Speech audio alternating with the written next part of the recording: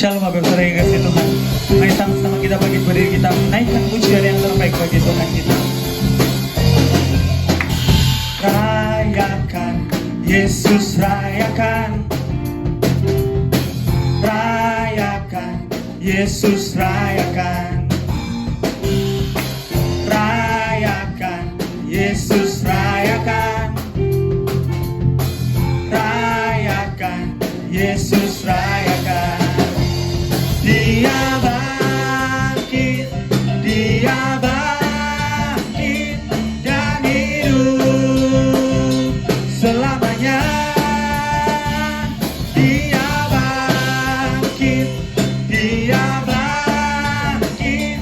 Marilah rayakan kebangkitan Tuhan kita. Rayakan, Yesus rayakan. Rayakan, Yesus rayakan. Rayakan, Yesus rayakan.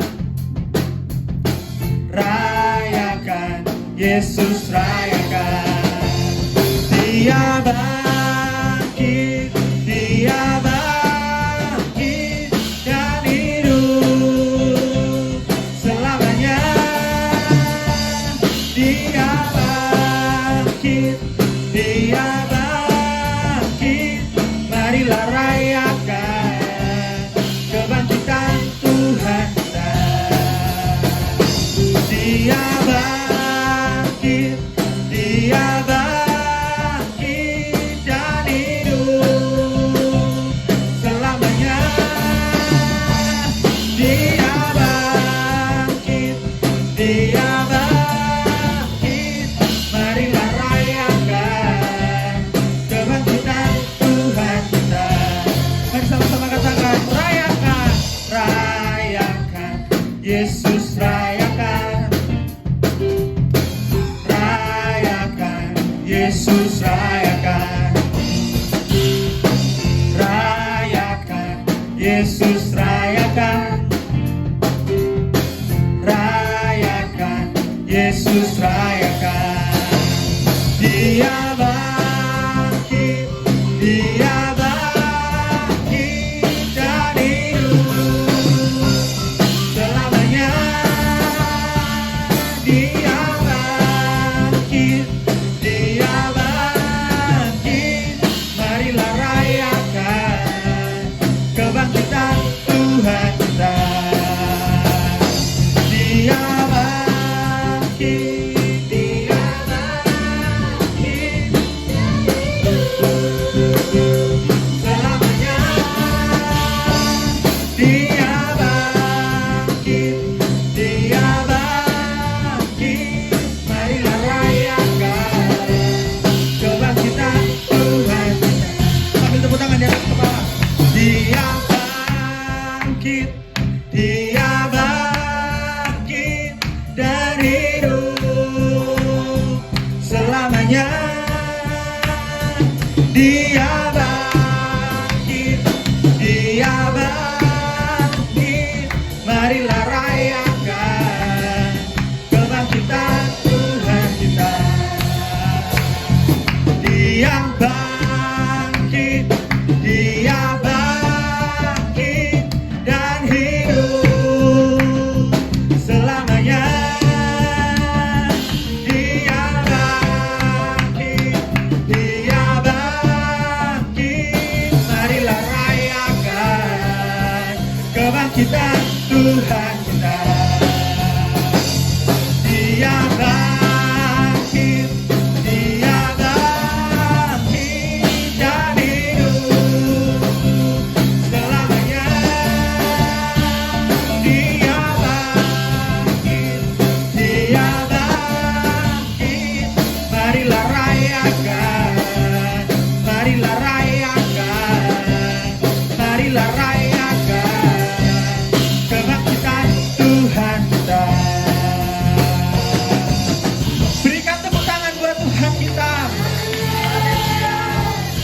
Kau Tuhan yang bangkit bagi setiap kami. Kami bersyukur Tuhan. Kami naikkan pujian yang terbaik bagi-Mu Yesus.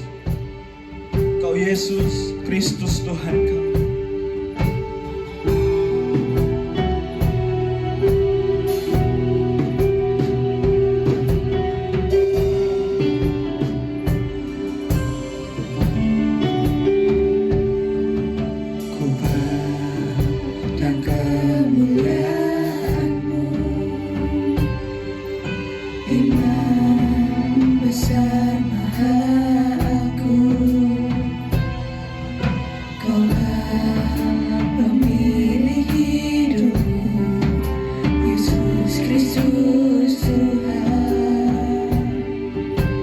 Sujud di depan tahta-Mu Tuhan.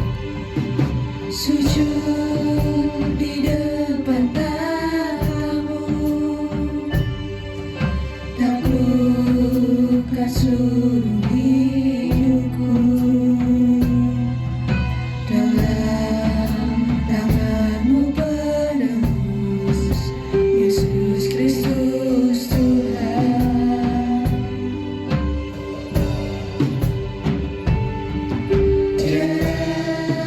Satu pun yang luput dari karya kasih-Mu yang mulia. Bagi-Mu segala pujian, hormat, kemuliaan.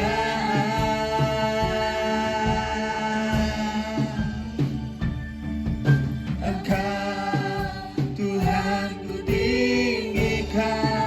yang bangkit dan menang, Yesus Kristus Tuhan, Raja mulia dan luhur, berkorban bagiku.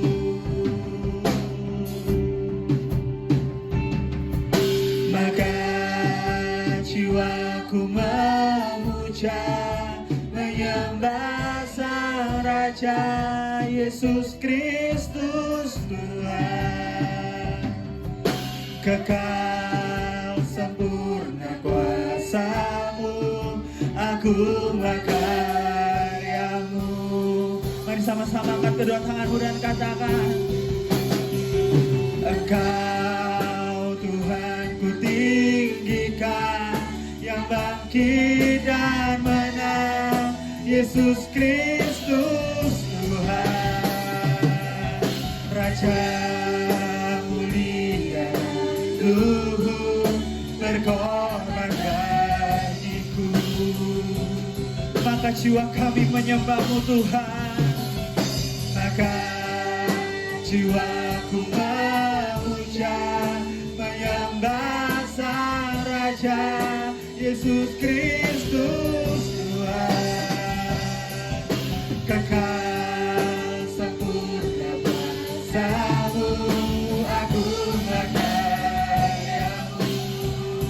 Kau Tuhan yang kami tinggikan, Engkau Tuhan ku tinggikan, yang bangkit dan menang, Yesus Kristus Tuhan,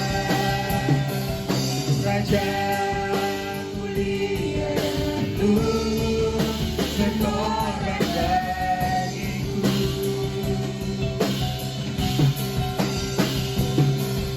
Maka jiwaku memuja, menyembah Sang Raja, Yesus Kristus Tuhan. Kekal sempurna kuasa-Mu, agunglah karya-Mu.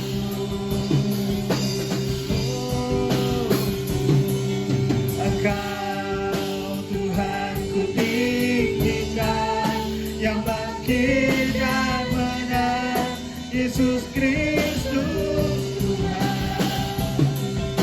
Raja mulia luhur. Kau rela berkorban bagi setiap kami.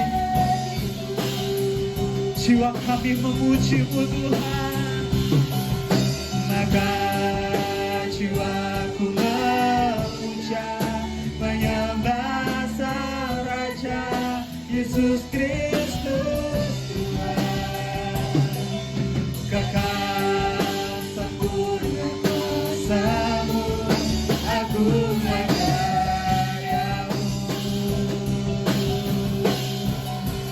Yesus Kristus Tuhan.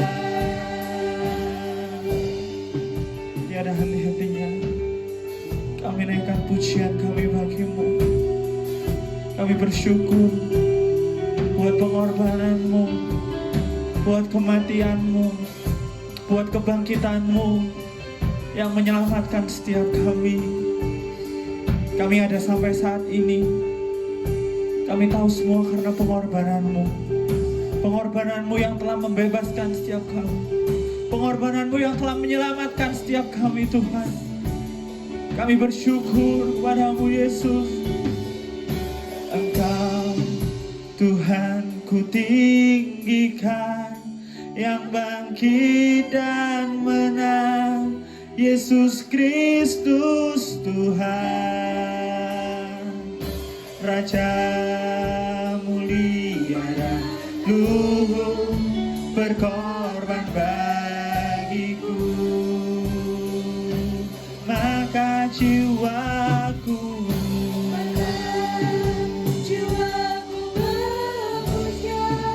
menyembah Sang Raja, Yesus Kristus Tuhan.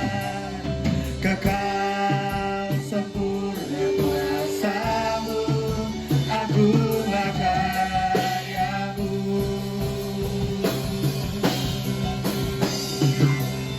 Engkau Tuhan ku tinggikan, yang bangkit dan menang, Yesus Kristus Tuhan.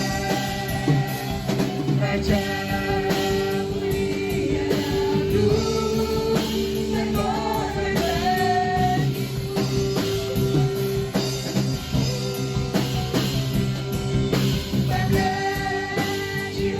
jiwaku memuja, menyembah Sang Raja, Yesus Kristus Tuhan. Kekal sempurna kuasa-Mu, agunglah karya-Mu. Yesus Kristus Tuhan. Haleluya.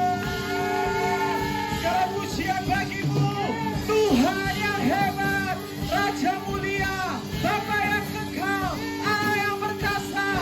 Haleluya.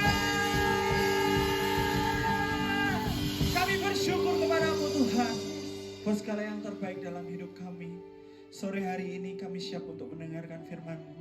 Beri setiap kami roh hikmat, wahyu, dan pengertian agar kami dapat mengerti isi firman-Mu. Kami juga berdoa untuk hamba-Mu yang akan menyampaikan firman-Mu. Tuhan, urapi hamba-Mu. Di dalam nama Tuhan Yesus, haleluya.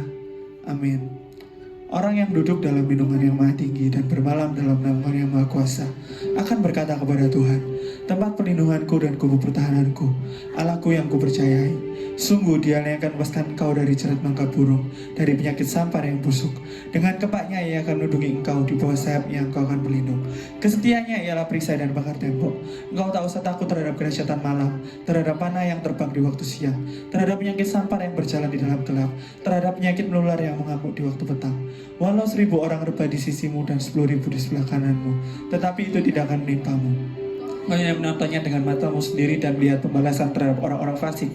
Sebab Tuhan ialah tempat perlindunganmu, yang maha tinggi telah kau buat tempat perteduhanmu. Malapetaka tidak akan menimpa kamu, dan tulah tidak akan mendekat kepada kemahmu. Sebab malaikat-malaikatnya akan diperintahkannya kepadamu untuk menjaga engkau di segala jalanmu. Mereka akan menentang kau di atas tangannya, supaya kakimu jangan terhantuk kepada batu. Singa dan ular telung akan kau langkahi. Engkau akan menginjak anak singa dan ular naga. Sungguh hatinya melekat kepadaku, maka aku akan meluputkannya. Aku akan membentenginya sebab ia mengenal namaku. Bila ia berseru kepadaku, aku akan menjawab. Aku akan menyertai dia dalam kesesakan. Aku akan meluputkannya dan memuliakannya. Dengan panjang umur akan kukenyangkan dia, dan akan kuperlihatkan kepadanya keselamatan daripadaku. Amin. Shalom Bapak Ibu Saudara, tetap dalam ibadah online. Saya berharap tetap bersukacita, amin. Setia mencari Tuhan. Memang sudah banyak yang tanya kapan ibadah mulai, begitu ya. Saya bilang sabar, mungkin setelah Idul Fitri kita bisa beribadah bersama-sama secara offline. Dukung dan doakan. Malam hari ini saya akan bicara tentang mentoring, ya.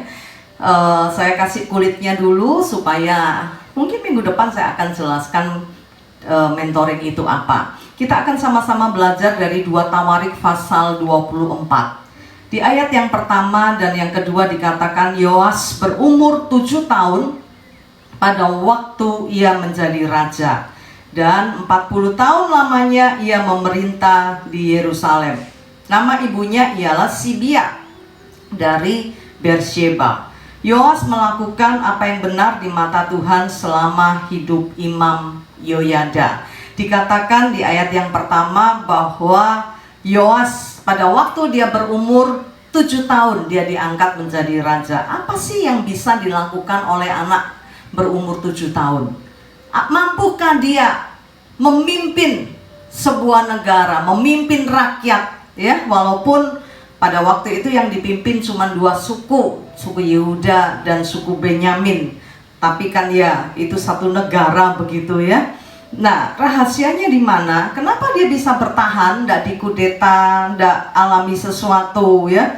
Dia bisa bertahan menjadi raja dari dia berumur 7 tahun sampai dia berumur 47. Karena di ayat yang pertama dikatakan 40 tahun lamanya dia memerintah di Yerusalem.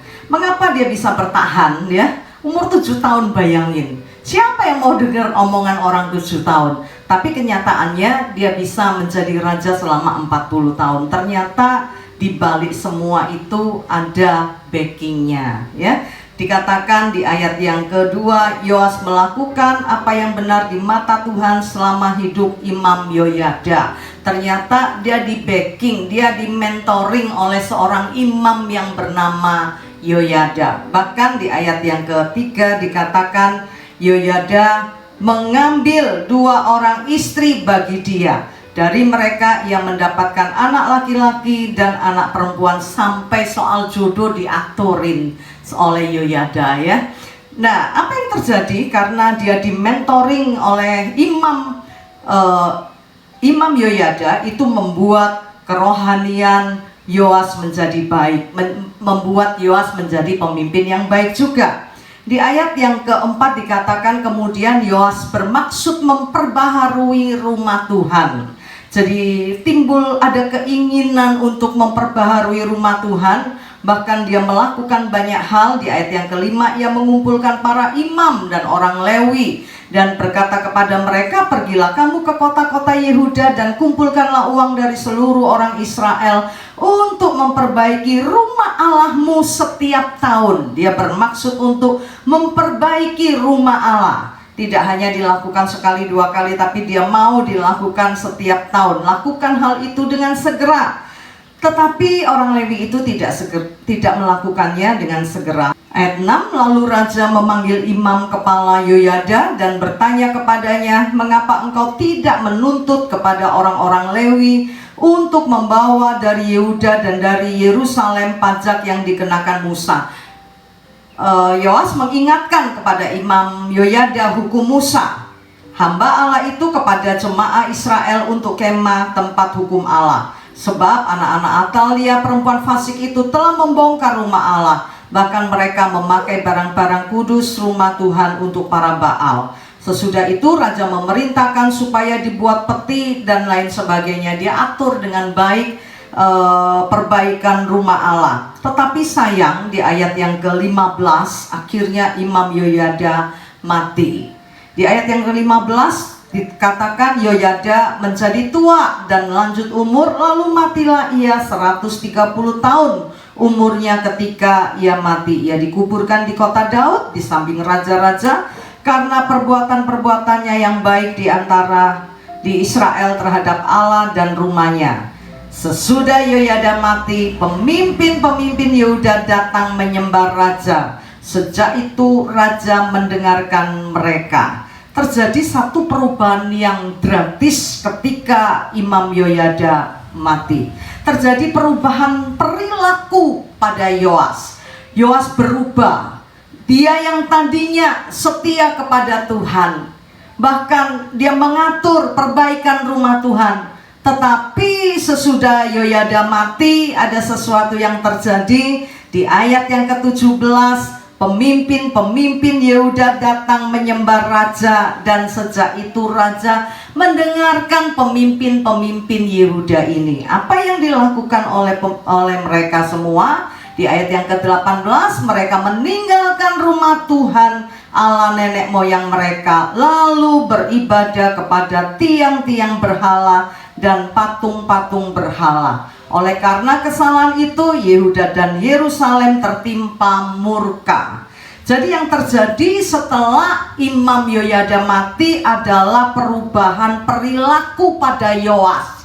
Yoas yang tadinya setia mencari Tuhan, bahkan memiliki keinginan untuk memperbaiki rumah Tuhan, dan dia mengatur semua dengan baik. Dia atur tukangnya, dia ingetin Yoyada akan hukum-hukum Musa. Tetapi setelah Yoyada mati, dia meninggalkan Tuhan.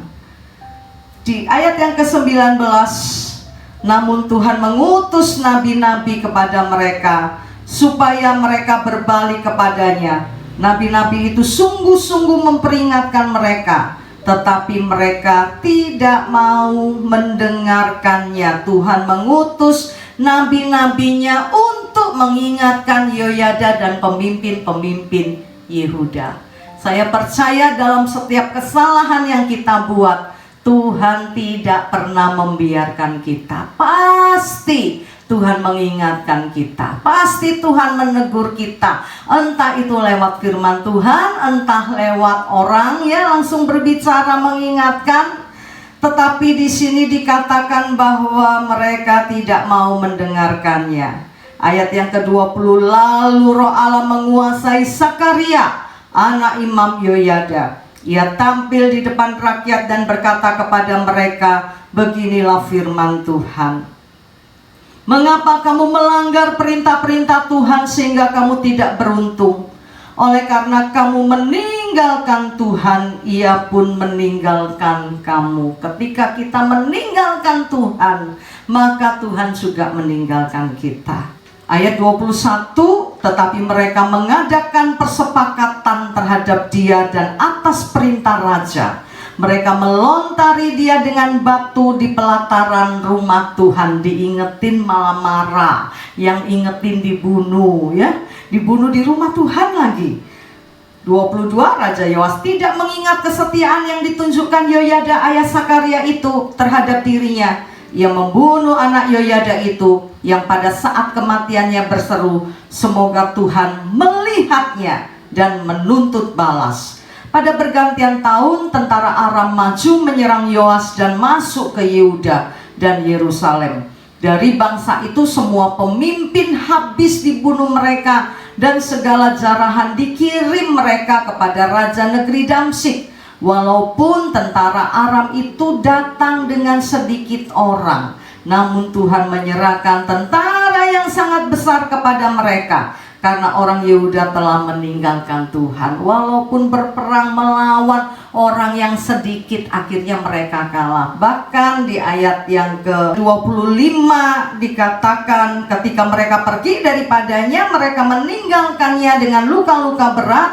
Pegawai-pegawainya mengadakan persepakatan terhadap dia karena darah anak Imam Yoyada itu, lalu membunuhnya di atas tempat tidurnya. Ia mati dan dikuburkan di kota Daud, tetapi tidak di pekuburan raja-raja. Pada akhirnya Raja Yoas mati dengan sangat mengenaskan karena dosa yang dilakukan kepada Sakaria anak Yoyada. Dia tidak berterima kasih, tetapi dia malah bunuh Imam Sakaria karena telah diperingatkan.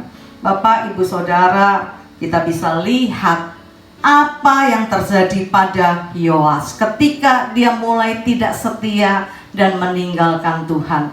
Ketika dia tidak lagi mau dinasehati, yang terjadi adalah dia mati. Banyak kali kekuasaan, kekayaan, pendidikan, status sosial bisa mengubah orang dengan cepat.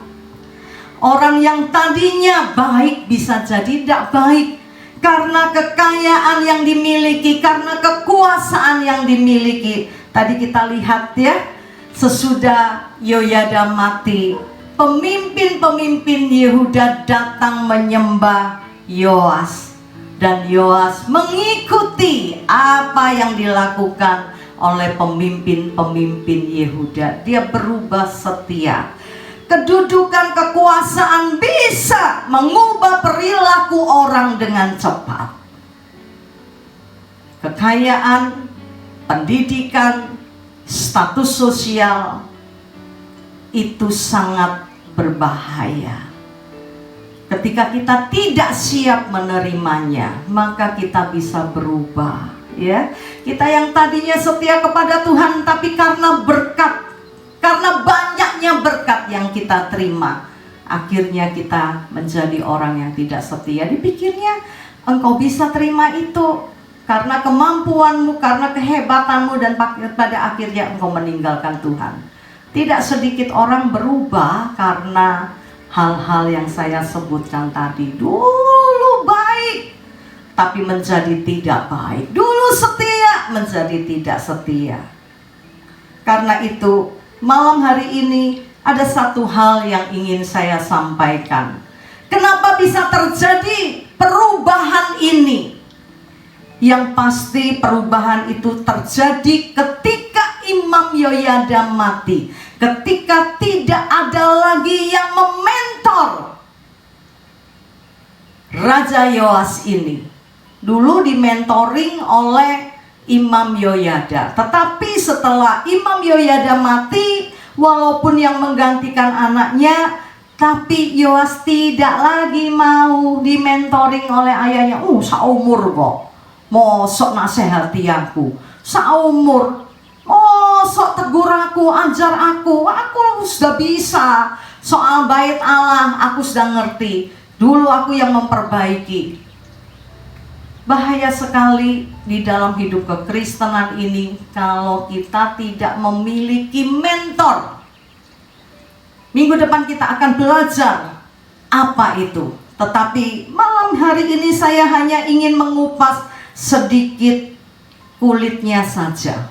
Perlu dalam hidup ini seorang mentor. Ya, secara umum Bapak Ibu Saudara dimentoring oleh gembala, ya. Kenapa gereja ada gembalanya? Untuk mentor saudara, mengarahkan saudara, mendidik saudara, menegur kalau saudara salah.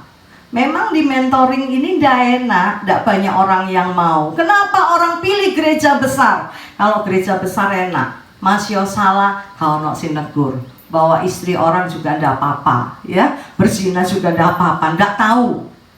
Kan di gereja tidak berzina begitu. Tapi kalau gereja kecil, kesalahan sedikit yang kita lakukan orang lain tahu, dan pasti ada teguran yang datang, diarahkan. Sebagai gembala, jujur saya berkata, ini sesuatu yang tidak mudah. Ya, jangankan ya ditegur, dinasehati. Gembala belum ngomong apa-apa, udah perasaan sendiri, ya. Di luar jadi ceritanya lain. Saya bikin status tentang cerita. Cerita itu ada 3 versi. Yang pertama, kalau ada cerita, begitu ya.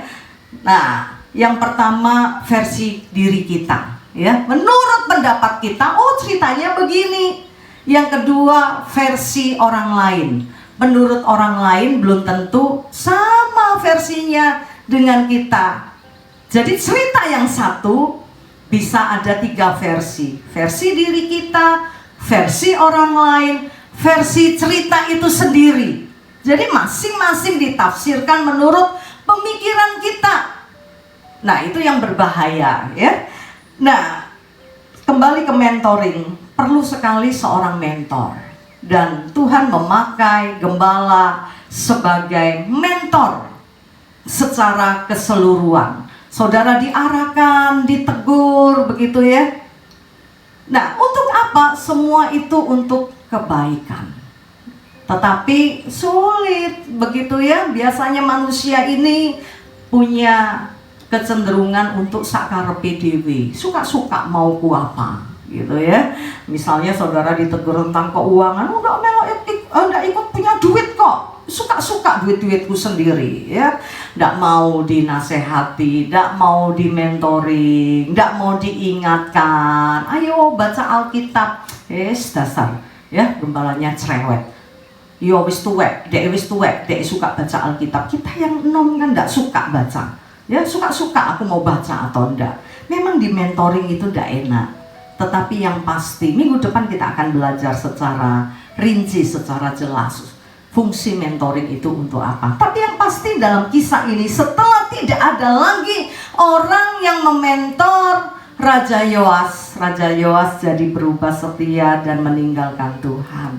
Memang ada Imam Sakaria yang dipakai Tuhan untuk menegur mereka, tetapi tidak mau didengerin. Emang kamu siapa? Oh, kita lo seumur, kamu bukan mentorku. Kalau pada Imam Yoas sangat tunduk, sangat hormat.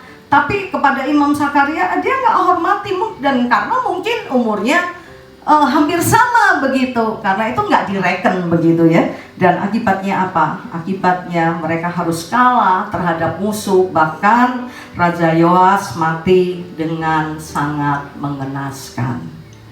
Yang kedua, peristiwa yang sama terjadi pada cucunya Yoas yang bernama Uzia. 2 Tawarik pasal 26 kita akan lihat Uzia seorang raja yang masih muda juga. Di ayat yang ketiga dari 2 Tawarik pasal 26, Uzia berumur 16 tahun pada waktu ia menjadi raja. Dan 52 tahun lamanya ia memerintah di Yerusalem. Nama ibunya ialah Yekolia dari Yerusalem. Ia melakukan apa yang benar di mata Tuhan, tepat seperti yang dilakukan Amasya ayahnya. Ia mencari Allah selama hidup Sakaria, yang mengajarkannya supaya takut akan Allah. Dan selama ia mencari Tuhan, Allah membuat segala usahanya berhasil. Perhatikan ya, karena di mentoring oleh Imam Sakaria, maka Raja Uzia dia mencari Tuhan, dia takut akan Tuhan. Dan apa dampaknya ketika dia mencari Tuhan dan takut akan Tuhan? Bagian terakhir dikatakan Allah membuat segalanya berhasil. Kalau engkau takut akan Tuhan dan mencari Tuhan, maka Allah akan membuat segalanya berhasil. Amin. Katakan kepada kiri kanan, kalau saudara beribadah bersama-sama keluarga, kalau cari Tuhan, Allah akan membuat segalanya berhasil. Amin. Tapi sebaliknya, kalau udah cari Tuhan, amsyong, habis. Itulah yang terjadi pada Raja Uzia. Dia mencari Tuhan selama hidup Sakaria. Tetapi setelah Sakaria mati, apa yang terjadi? Dia berubah setia. Bahkan ketika dia melakukan satu kesalahan, dia ditegur dan dia marah. Oke, kita lihat dengan cepat, kita lihat ayat 16. Setelah ia menjadi kuat, ia menjadi tinggi hati sehingga ia melakukan hal yang merusak. Ia berubah setia, ya. Keberhasilan kedudukan bisa mengubah seseorang. Sama seperti yang terjadi pada Yoas, kakeknya. Si cucu ini pun sama, setelah dia kuat, dia jadi tinggi hati, dia berubah setia. Dan ayat selanjutnya berkata, dan memasuki bait Tuhan untuk membakar ukupan di atas mezbah pembakaran ukupan. Tetapi Imam Asaria mengikutinya dari belakang bersama-sama 80 imam Tuhan, orang-orang yang tegas. Mereka berdiri di depan Raja Uzia dan berkata kepadanya, hai Uzia, engkau tidak berhak membakar ukupan kepada Tuhan. Hanyalah imam-imam dari keturunan Harun yang telah dikuduskan yang berhak membakar ukupan. Keluarlah dari tempat kudus ini, karena engkau telah berubah setia. Engkau tidak akan memperoleh kehormatan dari Tuhan Allah karena hal ini. 19. Tetapi Uzia dengan bokor ukupan di tangannya, untuk dibakar menjadi marah. Dia masuk dengan seenaknya untuk mempersembahkan korban kepada Tuhan. Dia bakar ukupan. Seharusnya tidak boleh. Dan imam-imam yang mengikuti dia, karena mereka imam-imam yang tegas, berani tegur. Hamba Tuhan itu macam-macam ya. Ada yang tegas, berani tegur. Ada yang tidak tegas, tidak berani tegur karena sungkan ya. Gak enak, nanti ginilah, nanti gitulah. Tapi imam-imam yang mengikuti Raja Uzia waktu itu adalah imam-imam yang tegas. Jadi mereka tegur Uzia, nggak boleh kamu mempersembahkan korban, nggak boleh kamu bakar ukupan. Itu tugas imam. Dia marah, saudara. Dia marah kepada imam-imam. Dan apa yang terjadi? Ayat 19. Tetapi Uzia dengan bokor ukupan di tangannya untuk dibakar menjadi marah, sementara amarahnya meluap terhadap para imam. Timbullah penyakit kusta pada dahinya di hadapan para imam di rumah Tuhan dekat mezbah pembakaran ukupan. Dan Raja Uzia sakit kusta sampai pada matinya. Hal yang sama terjadi pada cucu Yoas, yaitu Raja Uzia. Keberhasilan membuat dia menjadi sombong dan berubah setia. Dan hal itu terjadi sama karena dia nggak punya mentor lagi. Tadi dia punya mentor, Imam Sakaria. Tetapi setelah Imam Sakaria mati, dia tidak punya mentor lagi, ya. Tidak ada yang arahin, tidak ada yang ajarin dia untuk hidup takut Tuhan, untuk hidup sesuai dengan aturan-aturan yang ada. Dan akibatnya dia mati. Di sini kita bisa belajar betapa pentingnya seorang mentor.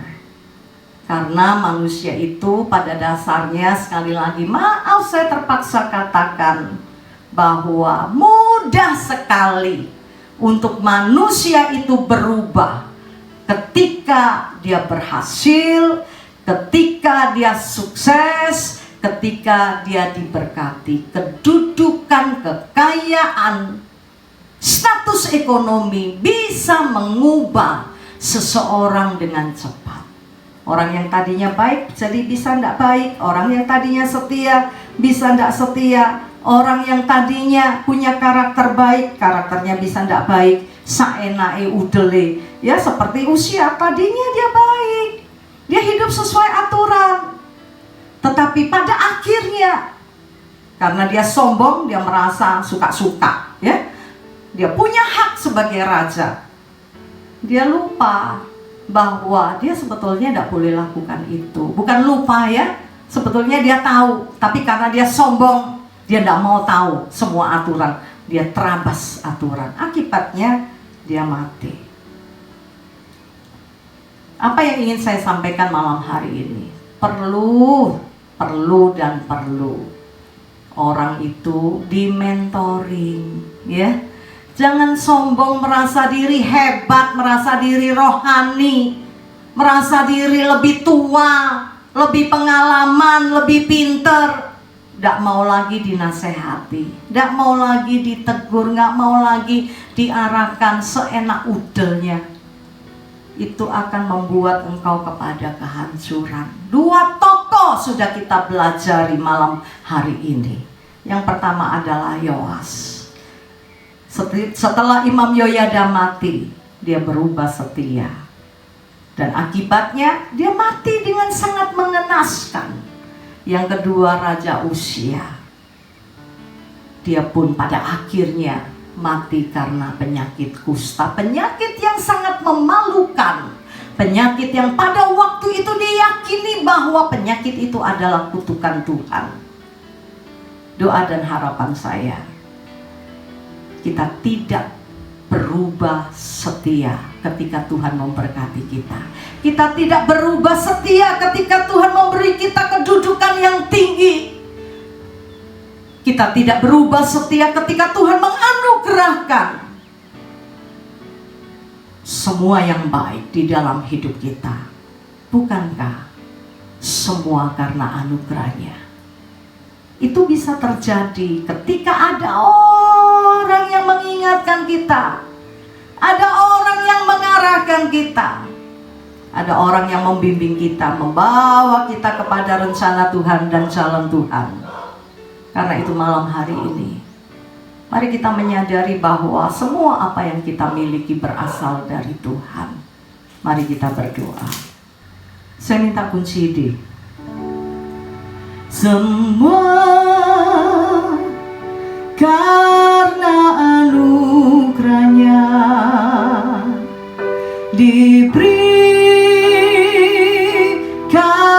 kepada kita semua.